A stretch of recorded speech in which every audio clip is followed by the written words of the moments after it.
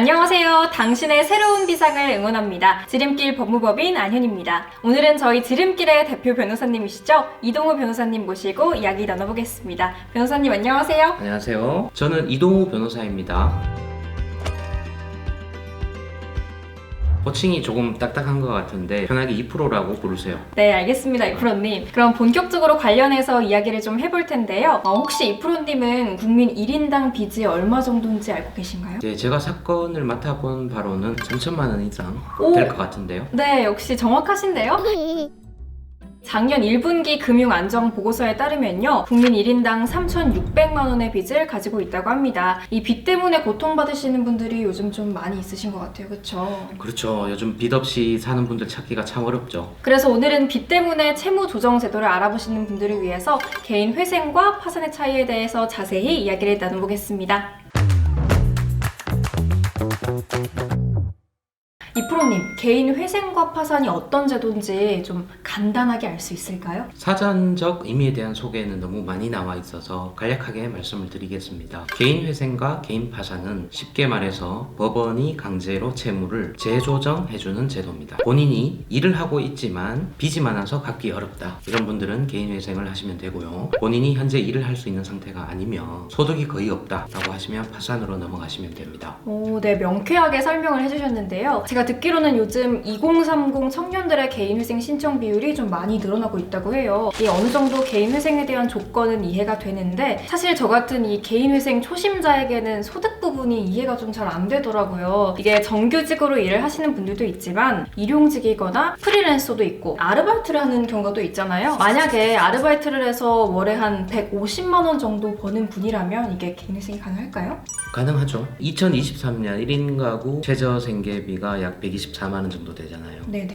그러면 수입 150만 원에서 최저생계비 약 124만 원을 빼면 25만 원 정도의 차이가 생기기 때문에 네. 지금 사례의 경우에는 아르바이트로 150만 원 정도를 버시는 분이니까 신청이 가능하죠. 그러니까 뭔가 장래 계속적으로 반복해서 수입을 얻을 가능성이 있는 요건을 갖췄다면 이게 개인회생 신청이 가능하다는 거네요. 근데 딱 최저생계비 아까 말씀해주신 125만 원 정도만 버시는 경우도 있을 수 있잖아요. 그러면 좀 회생이 아예 어렵다고 봐야 될까요? 네, 소득이 적은 경우에는 회생으로 진행하기가 어려운 건 사실입니다. 근데 예외적으로 가능한 경우도 있습니다. 예를 들어 저희 지름길에서 진행하셨던 분이 계신데요. 네. 소득이 월 120만 원 정도 됐던 분이고 파트타임으로 아르바이트를 하셨던 분이에요. 생계비를 90만 원 정도로 인정을 받으셨고, 그래서 월 변제금 30만 원 정도로 회생을 진행을 하고 개시 결정을 받으셨어요. 네. 이분의 재산은 월세 보증금 500만 원이 다였고요. 네. 이 같은 경우는 소액 임차 보증금에 해당하기 때문에 재산으로 잡히지가 않습니다. 그러니까 최저 생계비에도 미치지 못하는 소득이었음에도 생계비를 줄여서 개인회생으로 진행한 케이스입니다.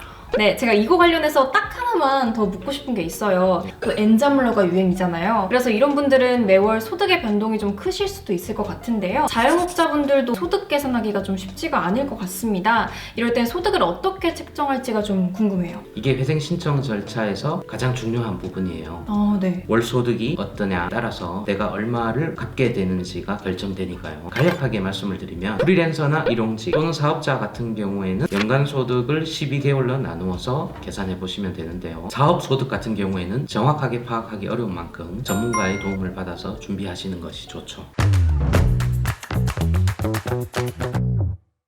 네, 이 밖에도 나의 사례는 좀 더 특이해서 궁금한 점이 있다, 아니면 변호사님께 더 궁금한 점이 있으시다면 저희 유튜브 댓글창에 질문 남겨주시면 성심성의껏 답변 드리도록 하겠습니다. 개인 회생이 유리할지 파산이 유리한지는 이 영상을 통해서 판단을 해보시고, 그래도 판단이 안 되시면 저희 지름길 사무실로 전화 주시면 친절하게 안내를 해드리겠습니다. 네, 그럼 오늘은 여기까지 마치고 다음 영상에서 또 찾아뵙도록 하겠습니다. 당당한 회생을 추구합니다. 감사합니다. 안녕.